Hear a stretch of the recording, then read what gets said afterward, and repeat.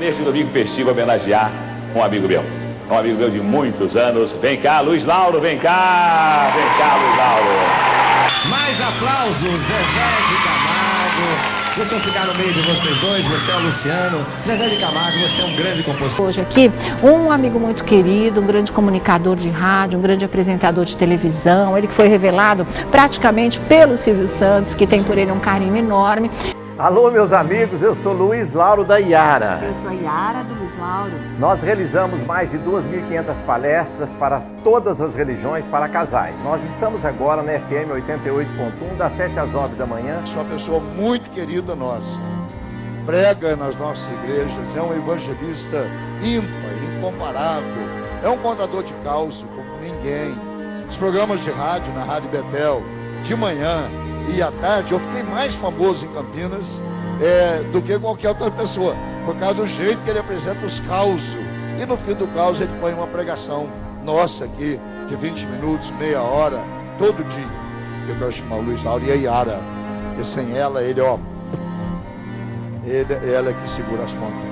Oportunidade, você foi assim decisivo para que eu saísse de um simples gabinete, serviçal de gabinete, e fosse hoje um deputado estadual. A tua comunicação, a oportunidade que você me deu, me foi muito útil e eu soube aproveitar com muito Feliz Páscoa, até logo! Luiz Lauro Show, sábado, 14h.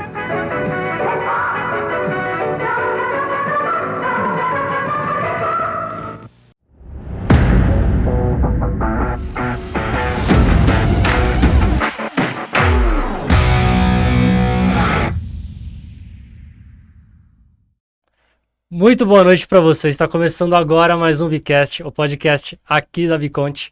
Eu sou o Anderson Ferreira, ao meu lado Elton Orvati. Chegamos para mais um episódio. E um episódio muito especial. Muito. Hein? Cara, eu confesso que esse episódio eu tô tremendo. Tremendo, né? Cara, esse episódio para mim, eu tô emocionado aqui. Eu tô muito emocionado. O convidado aqui trouxe muita emoção pra gente, viu? Vamos manter em sigilo aqui por enquanto. Não abre essa tela por enquanto, Duca. Porque vamos falar primeiro aqui agora da Biconte, né? Que é a empresa que tá por detrás do Bicast. Vamos explicar aqui o que é a Biconte, né? A empresa que está por detrás do Bicast. A Biconte é uma contabilidade 100% digital. Surgiu, né, em meados de 2016, 2017. Nós nascemos já 100% digital. E quando a gente fala que é 100% digital, Anderson, é para tirar um pouco do conceito, né, que não tenha ações humanas, né? A gente tirou apenas as ausências ali de processos manuais. Tudo aquilo que tinha processos manuais nós tiramos, né? Então nós automatizamos com a tecnologia. Então tudo aquilo que demandava um tempo ali de digitação, de envio de documento físico, manual, e-mails, papéis, nós tiramos todos esses processos e digitalizamos através de tecnologia, através de sistemas e através de automações, tá?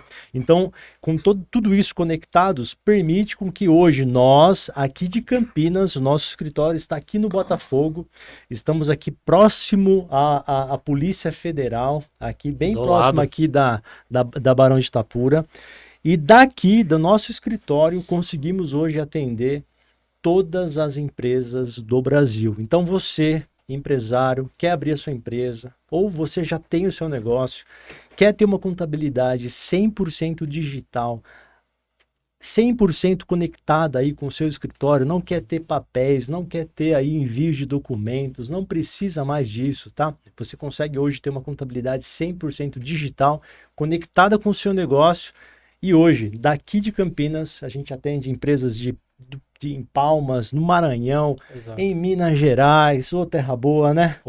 Minas Gerais e também aqui em Campinas. Então, hoje, lógico, nascemos aqui, começamos a atender clientes daqui e se espalhamos aí para todo o Brasil, tá?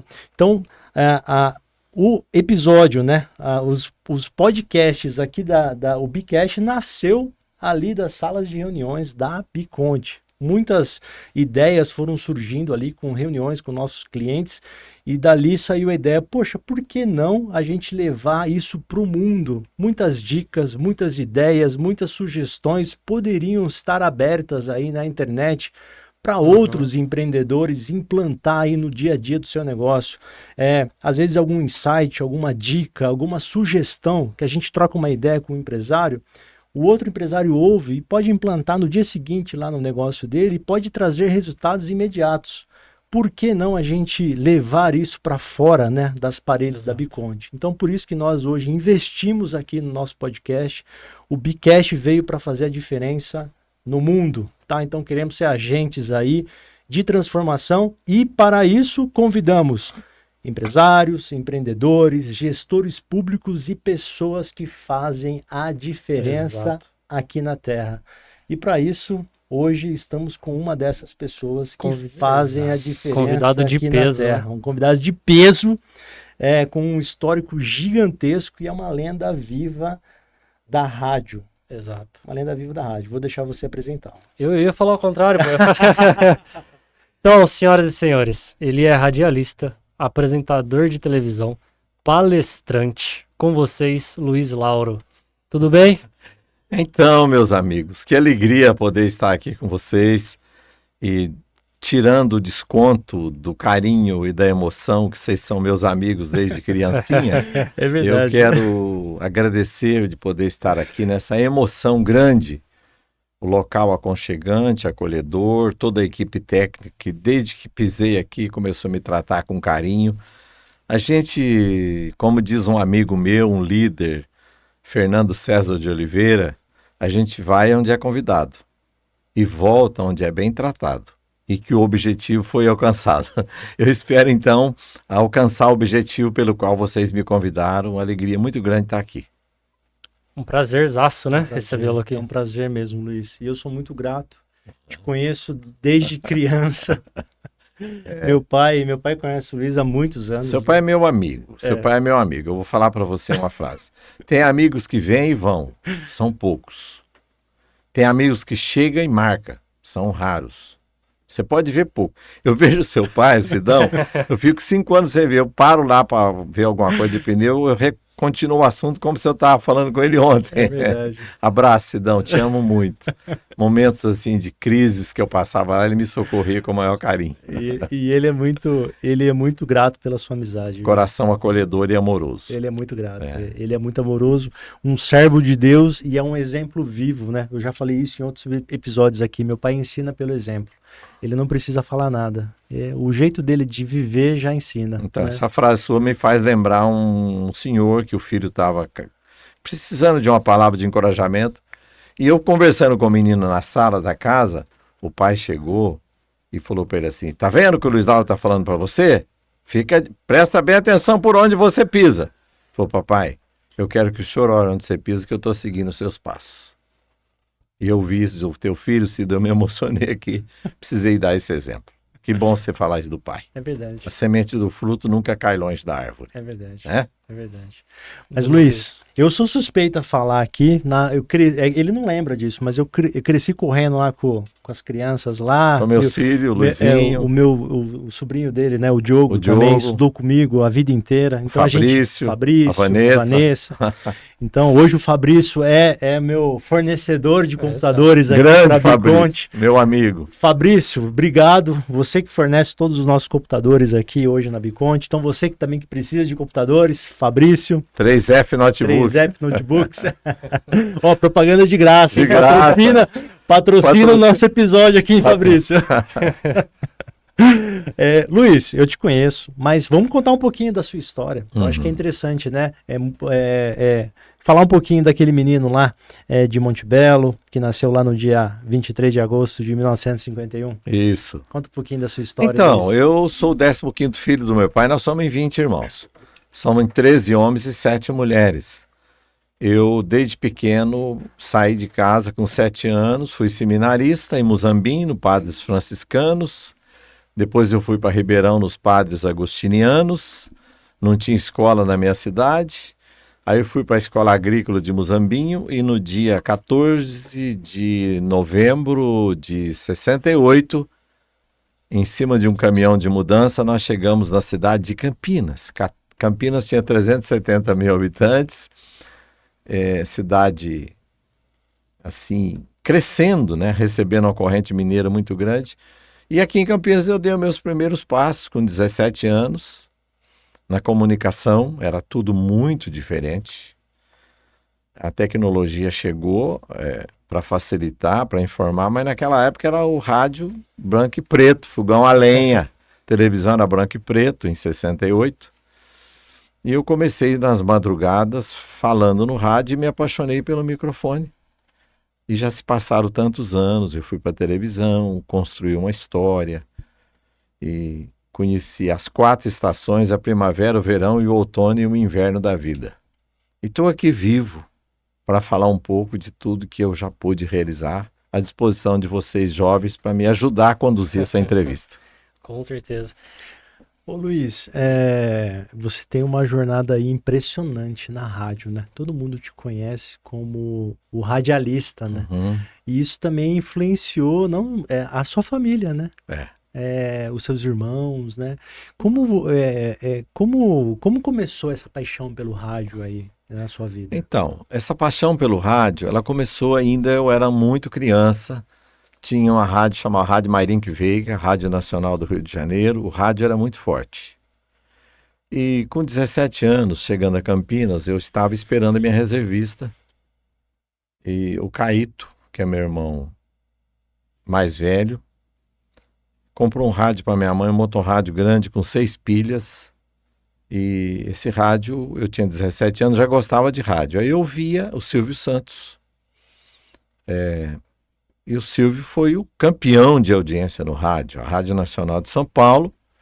Todo dia ele abria o programa, minha amiga dona de casa, a criançada do meu Brasil, esquindou. E ele fazia do rádio o jogo do sobe e desce. Enfim, o Silvio fazia do rádio. Aí eu comecei a apaixonar pelo rádio. O Pontelli, que é um radialista, me abriu espaço, o Rivail me abriu espaço. Eu fazia o programa das 2 às 3 da manhã, hoje a Rádio CBN, que é a Rádio Cultura, Benjamin Constant 1390, no mesmo endereço. Depois eu fui para a Rádio Brasil e me lembro que eu queria conhecer o Silvio Santos. Eu fui várias vezes para conhecer o Silvio Santos em São Paulo, não consegui entrar. Aí eu escrevi Campinas, Cidade contra Cidade. Aí eu vi a televisão ao vivo, na Rede Tupi de televisão, Avenida Afonso Bovero, no Sumaré.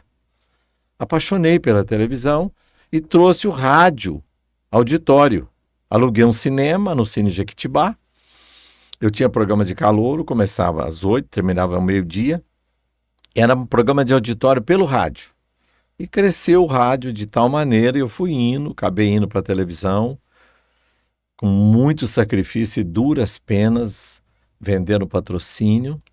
Eu tinha que vender. E eu ver o Silvio Santos fazendo ali, a troverã tomou, passou. Eu percebi que o jingle ajudava a vender publicidade. E me tornei o grande produtor de jingle e fui seguindo a minha carreira. Aí comecei lá, a troverã tomou, passou. Aí eu comecei a fazer jingle. Eu ia na feira de utilidade doméstica, eu queria comprar um horário na Record. Olha, na Record, na Rede Record de televisão. E eu fui lá na Rede Record, me deram uma quantia exorbitante. Mas eu falo que quem tem vontade já tem a metade. Sonhar já é andar metade do caminho. Eu acreditava muito no meu potencial. Mesmo com as limitações que eu tinha. Aí aconteceu um fato. O Gugu foi para a Globo. O Augusto Liberato apresentava Viva a Noite. E eu estava no auditório do Silvio Santos e ele me chamou. Falou, Luiz, eu vou chamar o Arlindo Silva, que é o homem que escreveu meu livro, ele vai te preparar. Aí o Arlindo Silva pagaram um hotel para mim, eu ficava em São Paulo, na Vila Guilherme, e o Arlindo Silva começou a me dirigir. Aí o Silvio colocou eu para fazer um programa Noticentro, noticiário, sentava em frente à câmera de televisão, o TVS e tal, dava a hora certa, e o Léo Santos, irmão dele, fazia também. Aí um dia eu falei para o Silvio, eu não quero ser jornalista. Ele falou, o que você quer? Eu falei, o único lugar que serve para mim aqui é o seu. Aí fui, gravei um piloto, aí o Gugu voltou da Globo, o Silvio não me chamava, eu peguei as empresas Plasmatic, que é uma antena de televisão, Copa de 90, não tinha TV a cabo, outra realidade, não tinha a Copa de 90, Antena Plasmatic, vocês nunca ouviram falar essa antena. Não. Aí o que eu vou rimar com Plasmatic? Aí eu sentava em casa e fazia, se a novela sai do ar, a mamãe tem um chilique pra imagem melhorar, põe antena plasmatique, bem na hora do gol, gol, papai vai gostar, antena plasmatique vale a pena, e a TV vira cinema, antena plasmatique, esta antena pega! E gravei com o melhor coral do Brasil. E fui na agência de publicidade, vou concluir, e o diretor da agência falou, isso é brega. Não posso colocar uma empresa com um auditório cantando isso aí, chilique. Mas eu acreditava na ideia. Eu fui lá descobrir aonde ficava o dono, o Luciano, dono da Plasmatic. Ele almoçava no Rubaiá da Faria Lima, em São Paulo. Eu comprei um gravador com 8 pilhas, gravei a fita de todo lado, que uma vez eu dei uma fita pro Silvio, ele colocou no tape do carro, não achou, devolveu, falou, não trabalho com amador. Eu não tenho tempo para perder. Aí eu cheguei lá no almoço, mostrei a fita. Se a novela sai do ar, a mamãe tem um chilique. O cara olhou do lado. Falei, que isso? Essa empresa é minha. Eu falei, eu sei que é sua. Eu sei que é sua. Mas é boa demais a música. Falei, o que você quer? Eu falei, eu quero uma cota pra você me anunciar na Record. Você me dá antena plasmatic, esta antena pega. Aí ele pegou e falou, vou te dar 20 antenas pro programa. Olha aí. Você vai lá nessa agência e fala com o meu... E me deu um cartãozinho, assinou atrás, que façam 2 cotas na Rede Record no programa Luiz Lauro. E eu cheguei lá, quando eu cheguei na porta da agência, o rapaz falou, ô jovem, eu já falei para você que nós não vamos anunciar. Eu tenho um recado para você. Ele olhou o cartão, falou, mas isso aqui é o presidente do Luciano. Falei, não vale a assinatura dele. Ele falou assim para mim, presta atenção. Você falou para ele que você teve comigo? Falei, não. Ele não perguntou. Eu não quero ser seu concorrente, eu quero ser seu parceiro. Olha, arrumei um amigo que ele me apresentou a Perdigão, depois Perdigão, faz salsicha deliciosa, faz linguiça sempre fresquinha, a Perdigão faz tudo isso e faz muito mais. Perdigão é a marca que confia no que faz. Fiz a Vic Vaporub, tem dificuldade na respiração, Vic Vaporub é a solução, faço uma massagem no peito do neném, com Vic Vaporub ele dorme muito bem. Vendi para Vic, vendi para General Motors, vendi para Perdigão, vendi para Plasmatic, sucos Easy, se eu tenho sede, em casa ou na escola, depois de correr muito ou de jogar bola, e eu ensaiava com o auditório. Aí fechei 10 empresas, fui na Record, comprei o sábado à tarde. E foi um sucesso, graças a Deus. Muito legal. É uma história, né? Nossa. Contar só um pouquinho para você se perguntar, porque vocês estimulam para eu lembrar doces de memórias. E ali foi o início na TV. Aí eu fui para Record, Uhum. Foi incrível, porque eu comecei a... O Falabella fazia o vídeo show na Globo, a Angélica fazia a Manchete, o Bolinha fazia Bandeirantes. Uhum. E eu precisava ter Ibope. Eu tenho os Ibopes. Todos da Folha de São Paulo guardados. O Ibope era importante para você vender. Porque as agências colocavam. Tanto é que quando aquela música de em vez de você ficar pensando nele, que o Leandro Leonardo gravou, fez o meu programa, a Bombril lançou o Limpol, que tinha aquele garoto propaganda da Bombril, que era 1 minuto de comercial. E eles não querem saber. Eles chegam na televisão, por exemplo, compra o Fantástico, que é o maior Ibope. Comprava o Bolinha da Band. Queria comprar a Record. E o maior horário de audiência não era da Record, era meu. Então eu negociava com a Record, entendeu? Aí fui me permitindo crescer na audiência, fui criando quadros curiosíssimos. Eu tinha um quadro que chamava Ele Faz e Ninguém Sabe. Eu trazia todo sábado os maiores nomes e colocava a esposa do convidado e vinha no auditório. Ele faz mesmo? Ele faz em pé ou sentado? Ele faz sozinho? A senhora já viu ele fazendo? Daqui a pouquinho, por exemplo, Amado Batista. Daqui a pouquinho, Amado Batista faz uma coisa e ninguém... Ele nunca fez perto de ninguém, a secretária, não. Daqui a pouquinho, ele estava estourado, o Amado Batista. Daqui a pouquinho, o Amado Batista fazendo uma coisa que ele faz e ninguém sabe. Moacir Franco. Moacir Franco faz, ninguém sabe. E o Moacir rende. Né? O Moacir chegar para a secretária, ele faz sozinho, a mulher faz sozinho. Ele gosta de fazer no mato. E aquilo, ia criando uma malícia santa que não, ele faz no mato.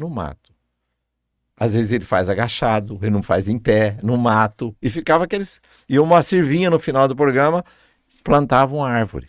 Que ele é ecologista, ninguém sabia. E conseguia altos pontos com esse quadro eu ganhava da Globo no domingo à tarde, o que era uma loucura, né?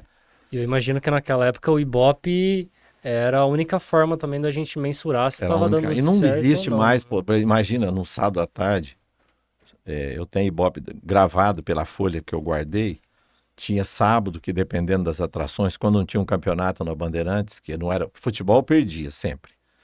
Mas quando era só programa musical, dava 17 pontos no Ibope.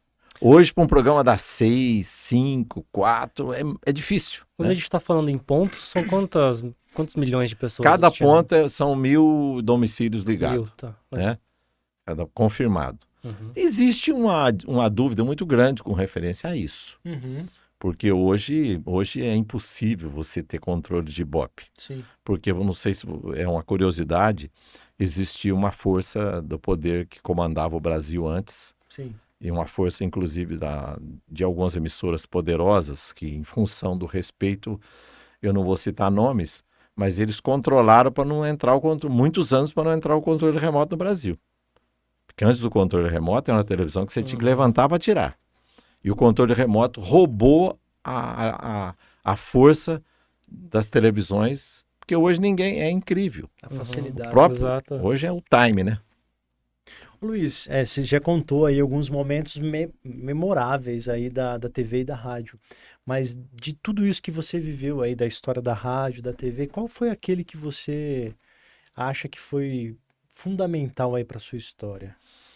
Olha, eu vou te contar um fato engraçado. Uhum.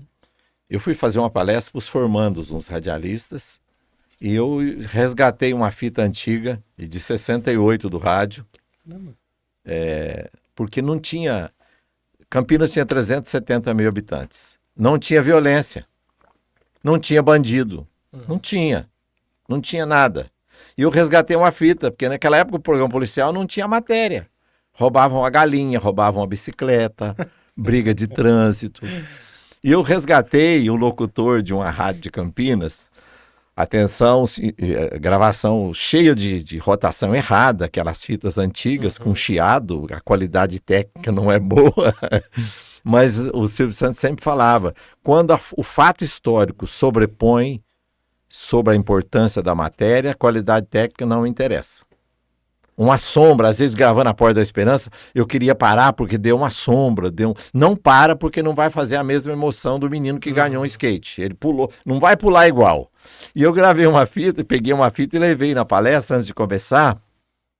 E assim, tarará, tarará, o locutor falando, senhoras e senhores, nós estamos no Natal de 68, vem o Réveillon de 69, ontem o Laios, o Rotary, a Polícia Militar, a Polícia Civil, a Associação de Pais e Mestres fizeram reunião para tomar cuidado, porque a Polícia Civil descobriu que na cidade de Campinas já tem 4 maconheiros.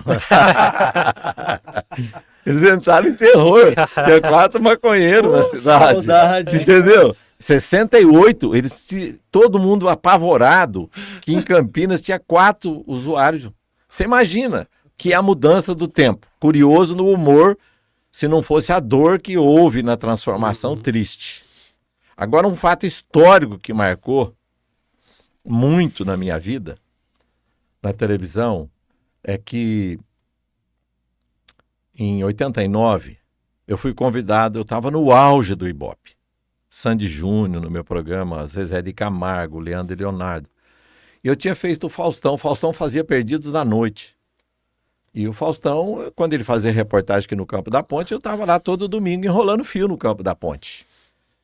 E o Faustão me levou algumas vezes no programa Perdidos na Noite, no Balancê, tinha um programa chamado Balancê. A Lucimara Paris era a produtora.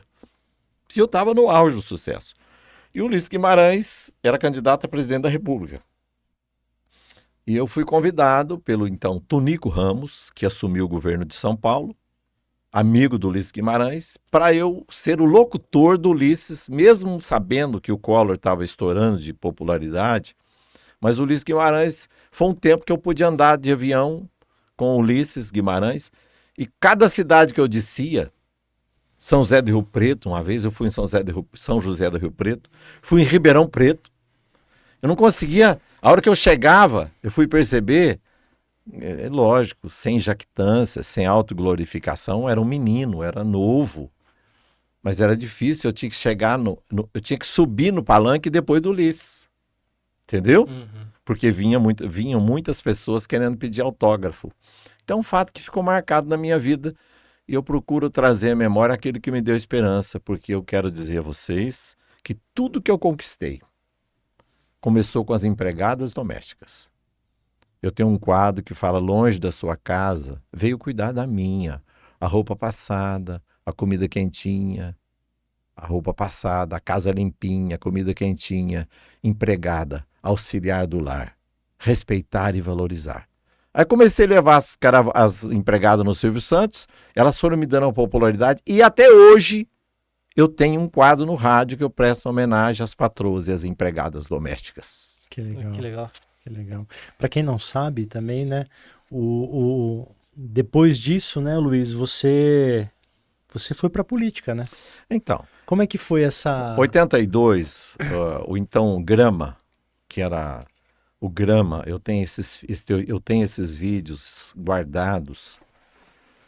A minha popularidade era muito grande.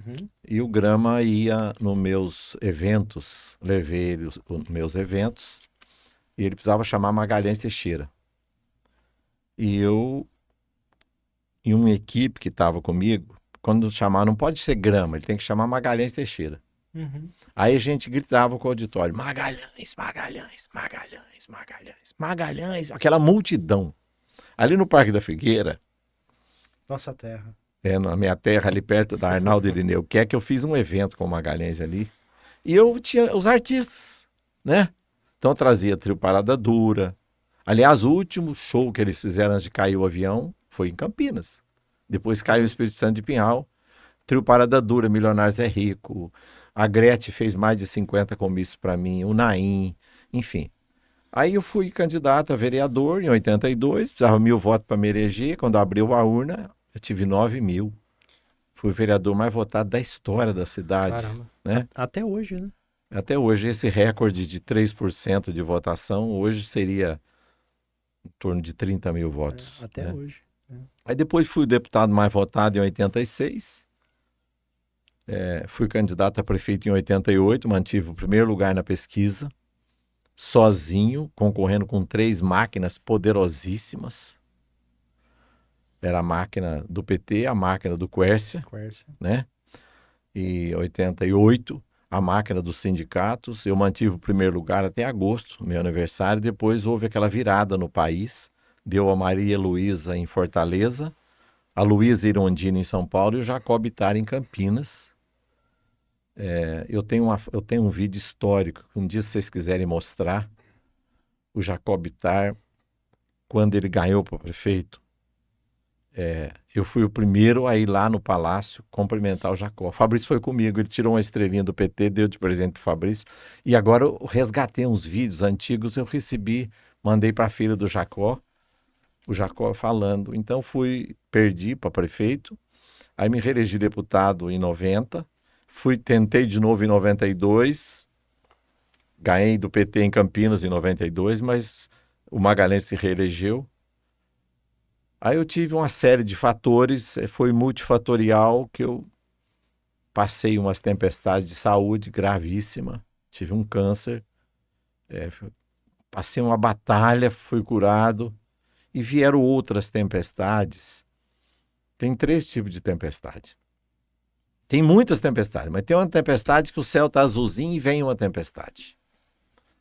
Tem outra tempestade que a gente... Foi próstata? Foi. Descobri depois de um ano, e foi uma batalha na minha vida, o câncer de próstata. Foi uma tempestade. Tem a tempestade que chega para todo mundo. Toda família tem uma lágrima caindo e uma ferida sangrando em alguma área. Depois, tem outra tempestade que as pessoas provocam na tua vida. Alguém que fez uma escolha errada, que você acreditou, que você investiu, e essas pessoas, a segunda tempestade, outras pessoas provocam na nossa vida. E tem um terceiro tipo de tempestade que nós provocamos com as nossas escolhas erradas. Eu também fiz algumas. Então eu vivi todas essas tempestades, mas pela fé em Deus eu consegui superar. A tempestade passa, né? Mas ela não acaba. E a gente tem que viver pela fé. Muito bom. E a fé, ela tá bem presente na vida do senhor, né? Então, a fé é a certeza das coisas que você não viu, a convicção de fatos que você não vê. A fé é impressionante como a fé me ajuda, né? Quando você pensa que você já passou por todas as dores, vem, acho que a dor maior, não sei se eu posso falar aqui, Pode. foi no dia 18 de maio de 2020.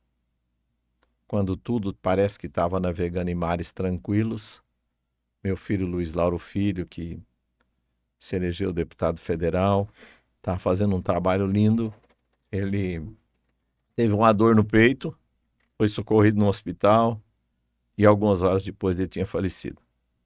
E é uma dor inexplicável. Só pela fé, né?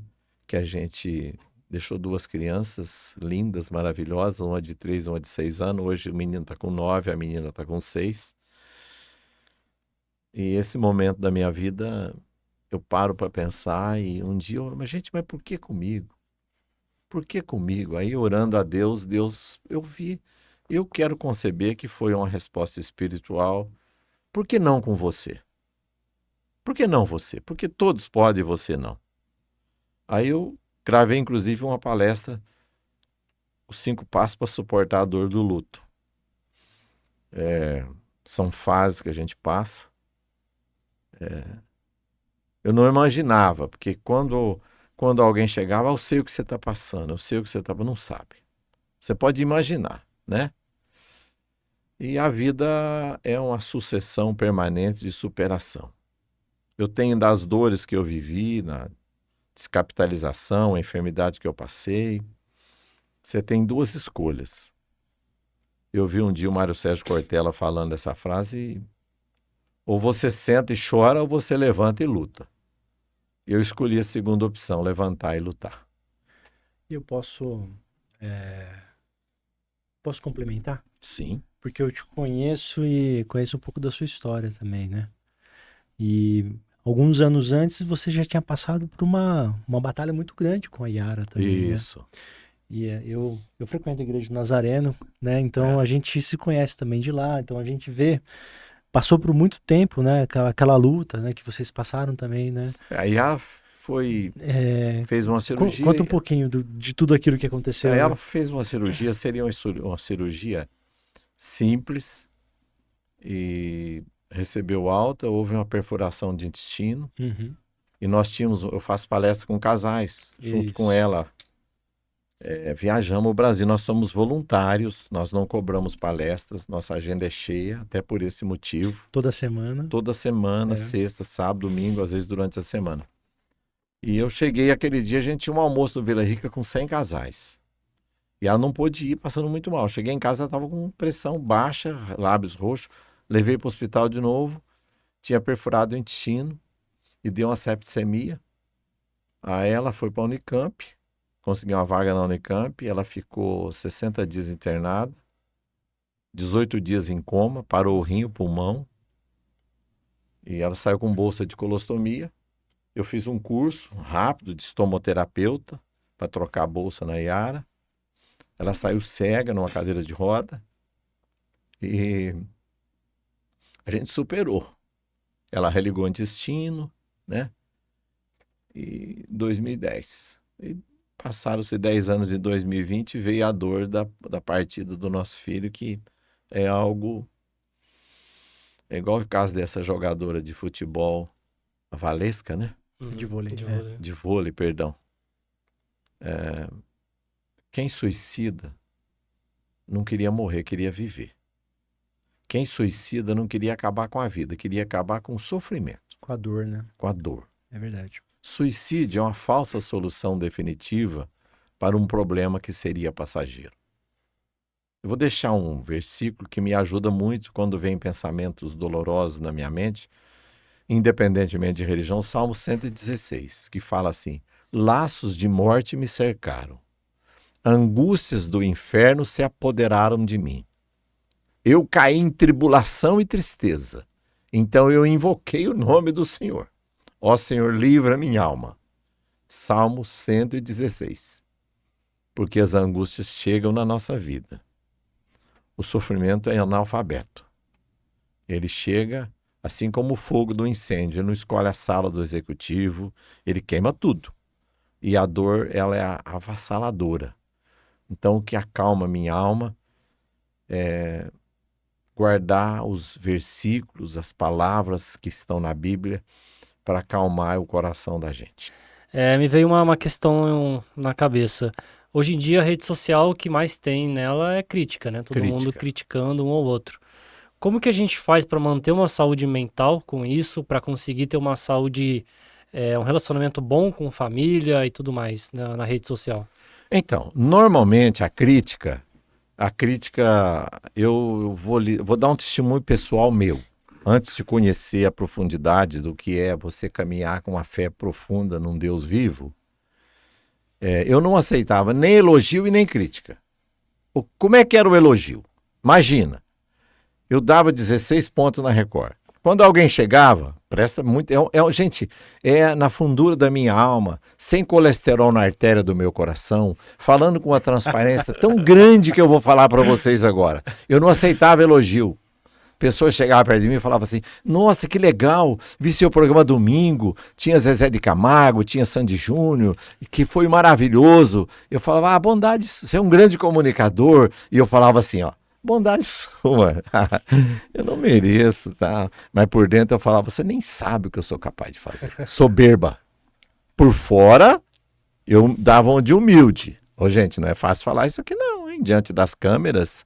Por fora, quando alguém elogiava, na bondade sua, não mereço, o que é isso? Mas lá dentro eu falava, coitado, ele nem sabe do que eu sou capaz. Elogio me incomodava, a crítica também. Alguém chega, Luiz, você fez um negócio do programa sábado, não gostei, por que você não vai fazer então? Vai lá fazer, por que você não vai fazer? O que é autoestima? Autoestima baixa é quando você não aceita nem crítica, nem elogio. Acerta a tua autoestima. Você quer ver uma autoestima baixa? Você chega perto de uma pessoa e fala assim, ou mulher ou homem, nossa, que sapato bonito. Comprei na liquidação, paguei R$32. Fala, você achou bonito? Obrigado. Mulher, você precisa ver. Ou mulher ou homem. Teu cabelo tá bonito. Preciso lavar, tá sujo meu cabelo, tá armado meu cabelo. Se falar que tá bonito, agradeça. Resumindo, como é que você faz com a crítica? Você não pode jogar fora. Ela nos ajuda. Você tem que comer peixe, como diz o Fernando César de Oliveira. Como é que você come peixe? Você come a carne, joga o espinho fora. É que normalmente muitas críticas vêm acompanhadas de preconceitos, enfim, vêm acompanhadas de agressão. Mas quando você ouvir uma crítica, você pondera. Sempre uma crítica te ajuda a direcionar uma mudança de comportamento. Exato. Só que hoje você precisa manter a autoestima. É lógico que não é bom, ninguém gosta de ser hostilizado. Só que eu tenho passado sempre... Exemplo, vou com meus netos, tenho 8 netos. Passando perto do caminhão outro dia. Lá o caminhão dos lixeiros. Não, eles são o caminhão da limpeza. Nós que somos os lixeiros que sujam a rua. Então você vai mudando o comportamento e o linguajar para as crianças. Aceite a crítica, não jogue fora, mas faça uma autoavaliação que ela nos ajuda a conduzir melhor as nossas atitudes. Perfeito, perfeito. O Luiz, falando um pouquinho dessa questão da digitalização ainda, eu sei que você tem um projeto muito bacana para tirar as crianças dos jogos digitais. Conta pra gente um pouquinho desse projeto. Eu tenho buscado, eu tenho netos e não adianta você simplesmente censurar e falar alto, tomar o celular da mão, não. Sim. Eu tenho buscado, primeiro, ajuda em Deus e tenho procurado assistir especialistas na parte comportamental. Primeira coisa, não falar alto. Se você pegar meus 8 netos, não pensa que eu não tenho as explosões dentro de mim. mas eu tenho percebido que eu falo, tudo que é reconhecido se manifesta. Tudo que é reconhecido se manifesta. Como é que é? Reconheça a qualidade, ser obediente. Meus 8 netos, quando era pequenininho, eu cantava a primeira musiquinha. Inteligente, bonito, obediente. Inteligente, bonito, obediente. Se você vê os meus netos lembrar disso, tinha um pequenininho, que hoje já está maior, não vou falar o nome, porque os outros eu tenho que falar de todos. Ele falava, tetitente, bonita, tetitente. É o Luiz Lauro Neto. Sabe? Ele deve assistir. Ele falava, tetitente, bonito. O Gustavo, o Guilherme. Agora vou ter que falar o Gustavo, o Guilherme, o Luiz Lauro Neto, o Bento, a Sofia, a Maria, a Eduarda, a Sofia, a Maria, a Eduarda e a Nicole. Os 8. Vamos resumir. Como que é o projeto? O que é reconhecido se manifesta. Eu converso. Olha, quando você chegar na porta do condomínio, na porta do apartamento, você me entrega? Combinado? Combinado. Você fecha um acordo. E opções. Ver cavalo e pescar. O cavalo tem um mistério. Tem um cavalo que chama Pampito, que ele fica lá no Maranhão. Eu levo ração para dar para o Pampito. Porque a criança, o animal tem um mistério. A ecoterapia, as crianças que andam a cavalo para melhorar a cognição. Sim. Então, como que eu faço? Eu ofereço opções que eu vivi na minha infância. Mostro bicho, vaca. É baratinho, viu, a terapia. Você vai no lugar, leva 1 quilo de milho para o cavalo, você leva para as ovelhas, e você percebe que não é na censura absoluta. Eu vejo, às vezes, a criança disputando com violência. Dá o celular aqui, me dá o celular! É verdade. Porque você não é pela força, é pela tolerância. Então, 2 frases que eu sempre falo. Tudo que é reconhecido se manifesta. Reconheça que ele é bom, que ele vai ser. E tudo que é estimulado desenvolve. Tudo. Estimule um colaborador e o detenha se for capaz. Quem está com a gente, estimule uma criança. Você vai ver como ela vai se comportar daquela maneira, para dentro dela ela não se trair, porque você acredita nela. Isso foi um princípio de administração, legal, né? Também. Exato. Isso que então, você também, empreendedor aí, estímulo. É um estímulo. O estímulo é fonte para tudo, né, Luiz? O estímulo, ele meu caso específico, que durante muitos anos da minha vida, eu ouvi mentiras profundas. Vou falar 4 mentiras que eu ouvi aqui. Quer ver? Homem que é homem não chora. Mentira. Homem que é homem não pede, manda. Mentira. Homem que é homem não leva desaforo para casa. Mentira. Homem que é homem não deixa escapar nenhuma. Namora, sai com todas. Mentira. Então o mundo, a mente da gente, ela vem criando... Eu vou falar 4 frases aqui, vocês dois não falam nada, nem você que está me vendo em casa. Tenta frear o seu cérebro. Você não sabe onde você ouviu, quem falou, nem quando você ouviu. Freia seu cérebro. Não fala nada. Não vai pensar a segunda parte. Se você ouviu aonde, não sabe quando, água mole em pedra dura. Vamos mais uma? Cachorro que late. Vamos mais uma? Agora você pode liberar. Tá ruim, mas tá? Se melhorar, estraga. Quer ver mais uma? Alegria de pobre dura. Tá vendo? Você falou pouco. Então a gente foi criado dentro da nossa memória. O que eu faço? Até na Bíblia Sagrada está escrito no livro de Hebreus: renovai a vossa mente. O que eu procuro fazer comigo, com as pessoas que cresceram num mundo cheio de etiquetas e carimbos. Eu vou te falar um carimbo que eu carimbei a mim mesmo. E eu vou dar um exemplo rapidinho de uma mulher que tinha um carimbo. Quem quiser conferir no Evangelho de São Lucas, capítulo 8, versículo 36, aquela mulher que era chamada de pecadora. Ela era carimbada. Você carimba as pessoas. Às vezes dentro da comunidade católica, na evangélica, em qualquer igreja, você carimba, aquele cara é mala, aquele é chato, aquele é enrolado. Pessoas que eu vejo falar, executivos, pessoas que eu vejo ela própria falar. Um dia precisando de um executivo, esperei ele descer no avião com o filho dele para arrumar uma vaga numa clínica para um rapaz dependente, ele assinou. Aí ele falou, Luiz, eu quero um dia tomar um café com você. Eu falei, pode ser quinta-feira? Ele falou, quinta-feira eu estou enrolado.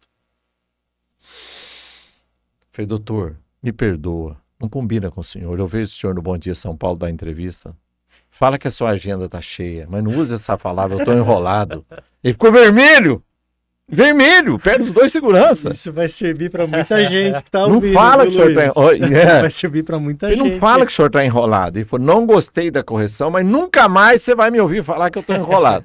Aí tivemos um almoço um dia, ele estava junto lá. Ele falou, Luiz Lauro, eu queria pescar um dia e tal. Eu falei, pode ser sábado? Ele falou, sábado a minha agenda está cheia. Ele riu para mim.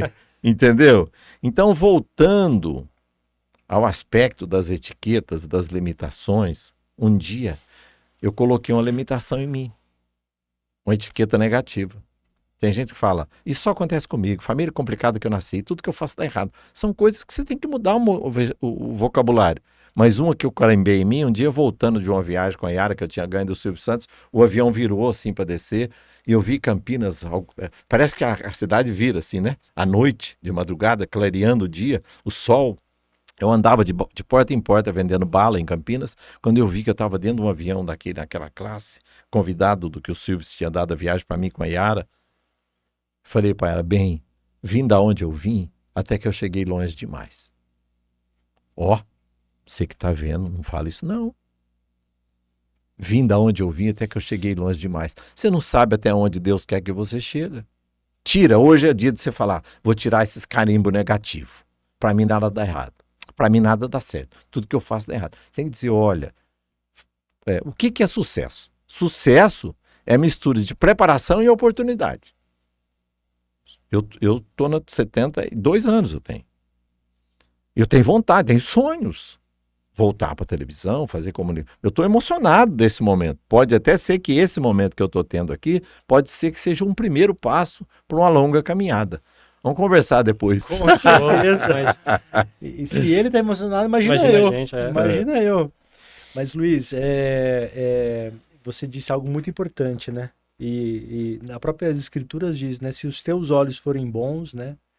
Quão iluminados serão tudo aquilo que você vai ter, o seu corpo, as suas ações no mundo, né? Então, se tudo que você olhar e fizer, você vai refletir essa luz, né?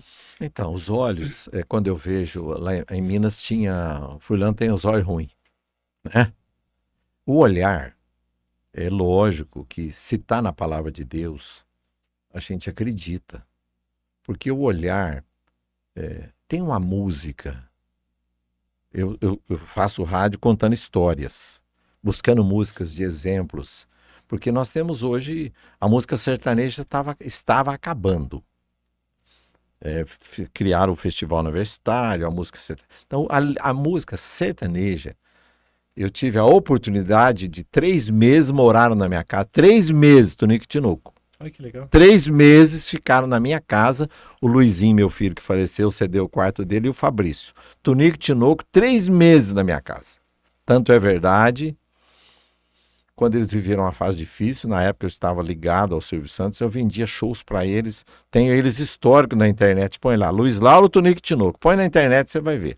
Aí um dia o Tunico me chamou, em agosto, Dia dos Pais,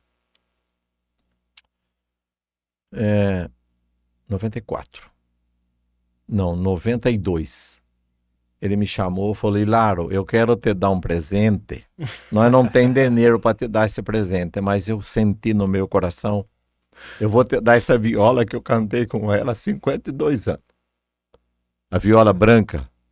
52 anos ele me deu uma viola de presente. Entendeu? E aquilo eu guardei no meu coração. Por que eu falei da música sertaneja? Você falou do olhar. Tem uma música que chama Olho de Vidro. Você não conhece. Coloca lá no Google, depois que você assistir, Valderi e Misael.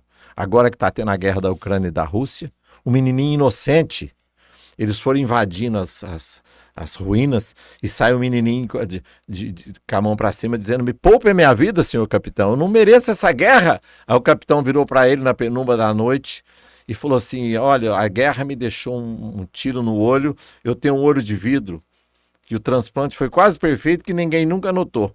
Se você descobrir qual que é meu olho verdadeiro, qual que é meu olho de vida, eu poupo a sua vida. Aí o menino me emociona para falar. Aí ele pegou e falou assim, o senhor me acabou de dar uma caridade. O seu olho de vida é o direito, porque o seu esquerdo mostra uma verdade que o olho de vidro não consegue mostrar. Ele viu no brilho do olho verdadeiro a misericórdia do capitão. Por que eu estou dizendo isso? Isso que você falou é muito profundo. Procure olhar as coisas com um olhar espiritual. Com certeza. Com certeza. E eu tô muito emocionado aqui, porque eu tenho uma lembrança muito... Cara... Isso é bom. Eu também tô. Você me ajuda a pensar que não sou só eu que estou aqui nessa circunstância. Porque eu lembro do Luiz, né? Sim. Eu tô muito... A gente se via na igreja. Vamos lá.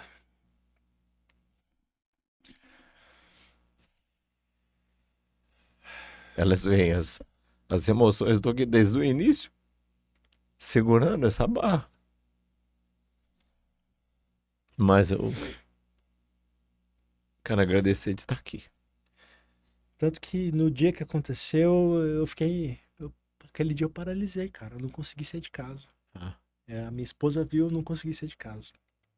Mas deixa eu voltar a falar de outra coisa. Algo que me emociona muito, assim, que marcou minha vida, a minha carreira quando eu comecei.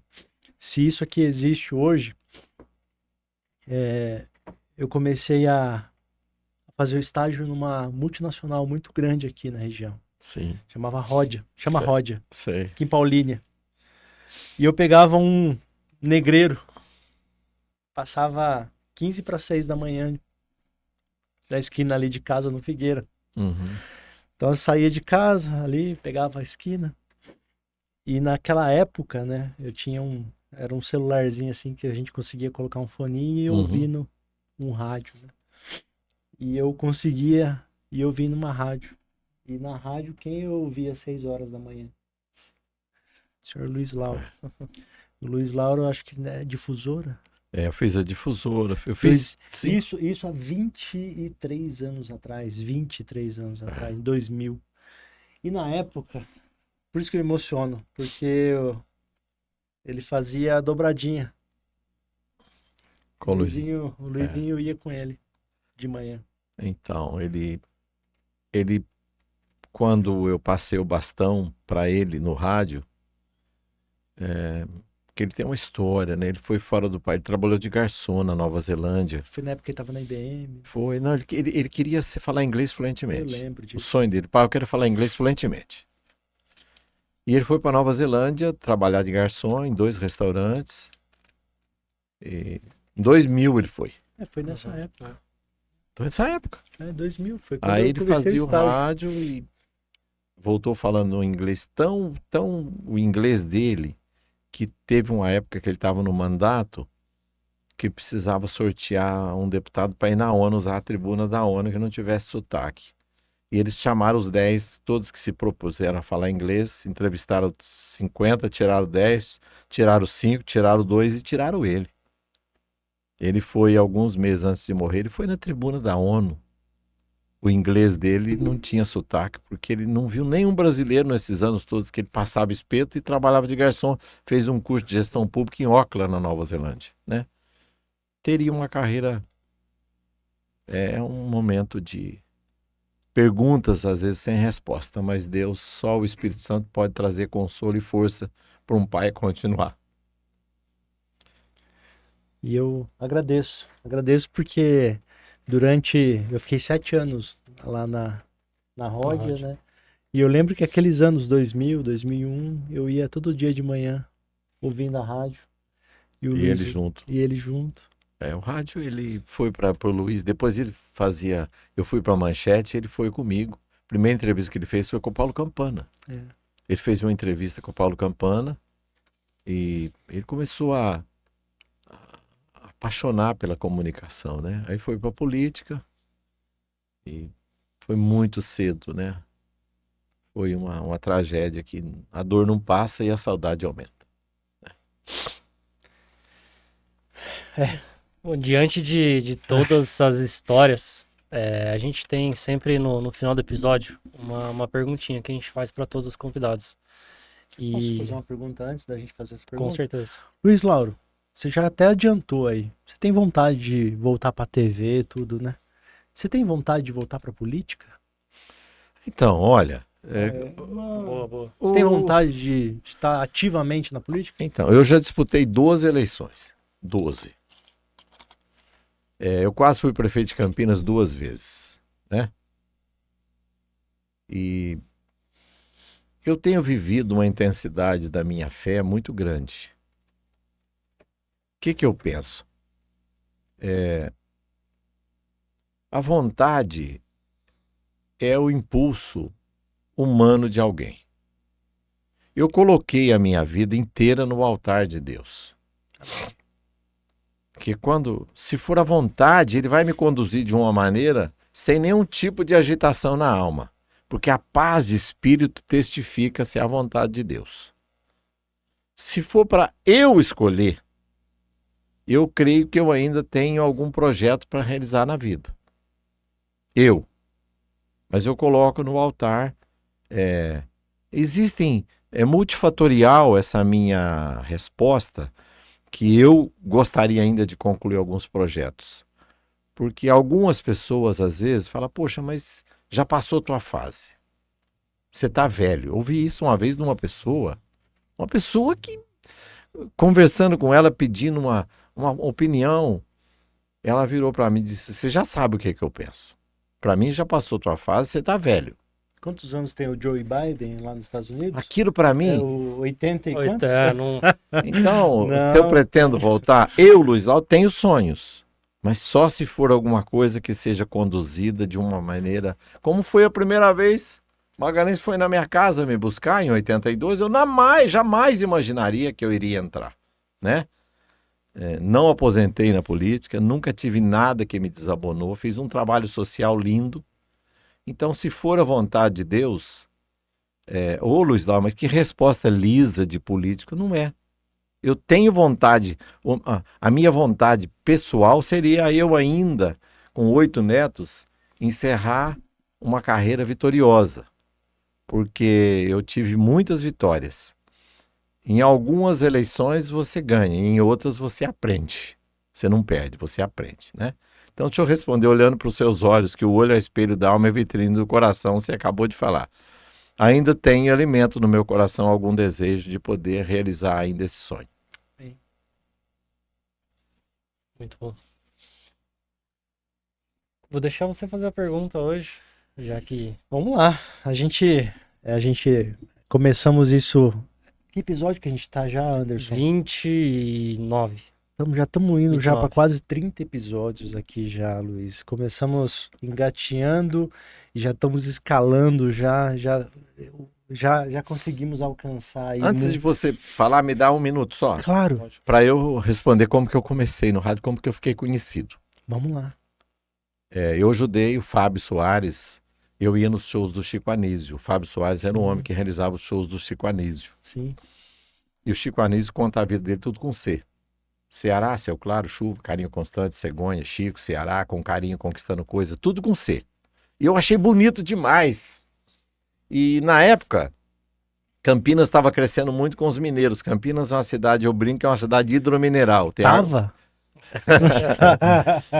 Tinha muito mineiro, água por baixo, hidromineral, água por baixo, mineiro por cima. E uma madrugada eu peguei um papel e escrevi uma história com M, porque eu sou de Monte Belo, Muzambinho. Milton Neves é de Muzambinho, com M. A professora do Milton Neves, a minha mesma professora, quando eu estudei na Escola Agrícola de Muzambinho. Então, tudo com M. Vou falar só um pedacinho. Você já conhece, ou não? Não. Não? Não. A minha história, eu fiquei famoso como menino da história do mineiro com M. Real. Já tenho ouvido. Tudo né? com M. Vamos lá. Monte Belo, Muzambinho, Minas, meados do mês de maio. Matrimônio, marido Marcelino, mulher Maria. Marcelino matuto, madrugador, moralista, meu mestre, meu maior motivador. Maria, minha mãe, mãe maravilhosa, Mamei muitos meses. Minha mãe Maria mostrou minha meta. 1968, Montebello, Minas, muitos momentos miseráveis. Motivei meus manos mutuamente, me mandei, migramos. Montebello, Minas, menor município, monótono, metrópole, maior município, movimentado. Meditei meus momentos, marejei minhas mágoas, mas mesmo marginalizado, menosprezado, mantive-me motivado, melhorar, melhorar, melhorar. 1968, meu momento maior. Manipular microfone maravilhou-me. Mostrou minha meta, mostrou minha missão. Microfone, música, microfone, mulheres, milhares me motivaram, multidões. Mineiro, moreno, memória maravilhosa. Mirei meus maiores mitos, mirei meus maiores mestres, marchei. Minhas mágoas mínimas, minha maior meta, minha maior missão, melhorar meus modos, meu meio, meu mundo, ó Minas Gerais. Aí fui no Silvio Santos, fiquei conhecido como menino do M. Que demais. Acho que só dá para responder maravilhoso, né? Maravilhoso. Obrigado. Luiz Lauro Ferreira. Tudo com M da minha vida. Esse homem faz a diferença na rádio, obrigado, meu irmão. Na nossa Campinas e na nossa vida. Muito obrigado por você existir, por ser um agente de Deus aqui na Terra. Obrigado. Luiz, a gente sempre finaliza aqui os nossos episódios, né? Com uma pergunta central. Para saber, eu não preciso nem fazer essa pergunta porque você já atua no seu dia a dia, na sua vida, demonstrando isso em tudo que você faz. Mas o que verdadeiramente move as suas atividades, seja na rádio, na política, nas suas palestras, em tudo que você faz, o que te move? Olha, a motivação minha hoje a maior motivação é que eu sempre imagino que pode existir um tipo de vida diferente quando a pessoa permite que Deus conduza o seu caminho. A motivação minha é que pessoas conheçam um Cristo que eu conheci no dia 14 de fevereiro de 2001. Angustiado, vivendo uma caverna de horrores, no vale da humilhação, passando abandono, enfim, uma série de circunstâncias que geravam angústia e desespero. E naquela noite, no dia 14 de fevereiro de 2001, pela primeira vez eu ouvi uma palavra que fala. Quem falou foi o Fernando César de Oliveira, um pastor evangélico no Cambuí, na casa do Fausto Rocha.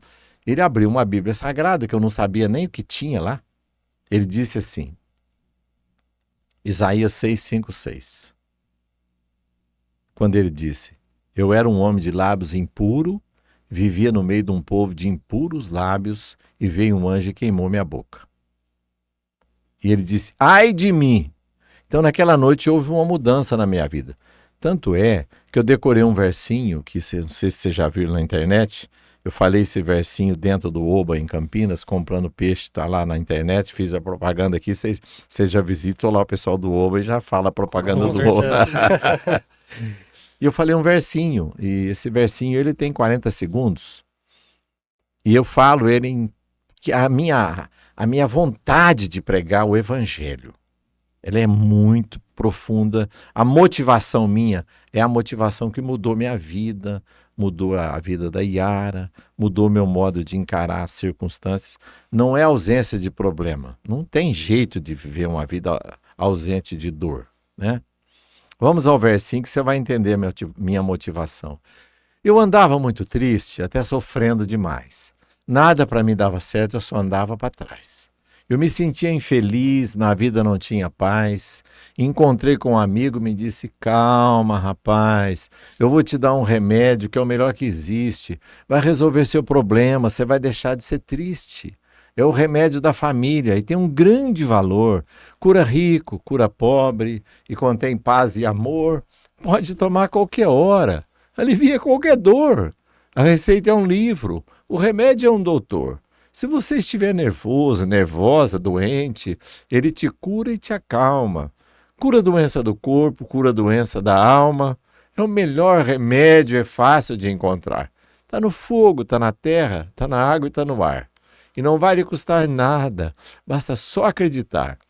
Você tomando com fé, fica leve a sua cruz, vai clarear seu caminho, você vai encontrar a luz.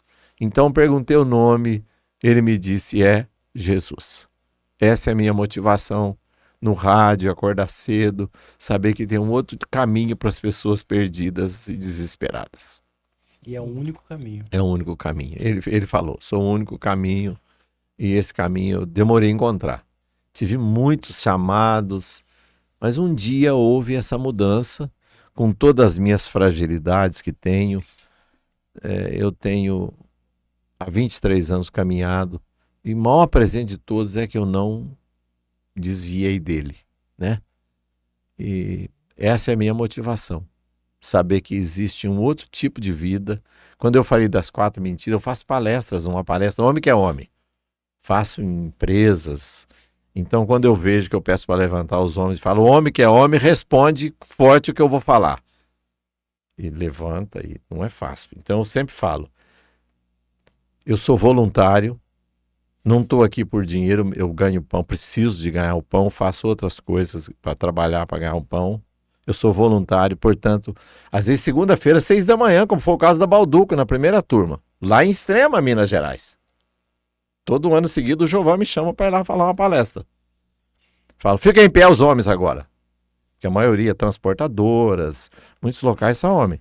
Então fala, repete comigo. Se depender de mim, minha família vai ser mais abençoada. Repete comigo. Se você é homem, você ouve 300. Se depender de mim, minha família vai ser abençoada. Mas agora a segunda parte do mandamento. Se depender de mim, acabou a gritaria na minha casa. Glória a Deus. Aí todo mundo responde, se depender de mim. Agora a terceira parte, que é o mais pesado de falar. Forte, eu não estou ouvindo de todo mundo. Porque às vezes você vai no campo de futebol, você nunca viu o outro. Sem camisa, suando, você abraça aquele homem que você nunca viu. E a mulher, quanto tempo você não abraça? Agora, todo mundo falando, se depender de mim, minha mulher não vai chorar mais. Dá para você falar bem, todo mundo. Do meio dessas palestras, eu escuto... Eu percebo que apesar da minha limitação humana, existe uma força superior que pode tocar o coração daquele homem que, como eu era, não era assim, compreensivo.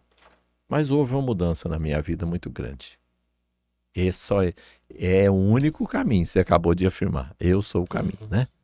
Jesus falou bem claro. E parabéns, né? Ser humano sensacional, né? Cara, sem palavras. Senhoras e senhores, Luiz Lauro Ferreira. Esse é um mito, é uma pessoa que, como eu já tinha dito aqui, né? Você faz a diferença para nossa cidade. Obrigado.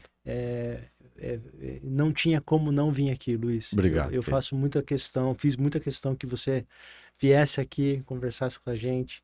É por isso que eu tentei de todas as formas, né? Eu fui até no seu Instagram te chamar lá, acho que a Iarinha ou você me respondeu. Sim. E eu fiz questão aqui de te chamar para participar de um episódio muito especial. Tem muitos nomes que eu lembrei aqui, eu quero agradecer a Iarinha, quero agradecer meus filhos, o Luiz Lauro que partiu em memória, a Vanessa, o Fabrício, meus 8 netos que eu já falei, mas queria deixar um abraço aqui também pro Fernando Sérgio de Oliveira, o Aguiar Valvassoura, o Flávio Valvassoura, que eu tive com ele ontem numa reunião de empresários, e quero também deixar uma palavra pro Paulo Campana. Paulo Campana, meu amigo pessoal, e deve estar assistindo a gente aqui. Amigos, amigo nosso aqui, sim, né? Sim. É um grande amigo.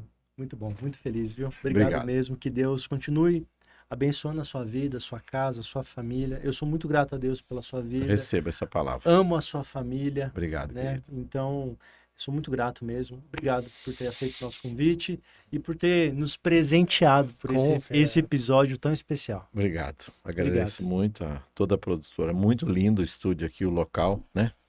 E me senti acolhido por vocês. Obrigado. Obrigado. Gratidão. Então esse foi mais um Bicast, mais um episódio do nosso Bicast. Lembrando que esse episódio está disponível no YouTube, Biconte Oficial, e no Spotify, Bicast Oficial. Por favor, deixa o like. Deixa o like, comenta, deixa aqui, compartilhe com seus amigos, marca aqui o pessoal, para conhecer um pouco da história aqui do Luiz Lauro. Divulgue aí nas suas redes sociais, marca aqui o nosso podcast, marca que vai estar aqui o @ do Luiz Lauro também, Exato, né? Na descrição vamos deixar tudo aqui embaixo. Tudo aqui embaixo. Então compartilhe para o maior número de pessoas aí e siga-nos nas redes sociais. É isso, semana que vem estaremos de volta. Valeu, até mais. Até. Até.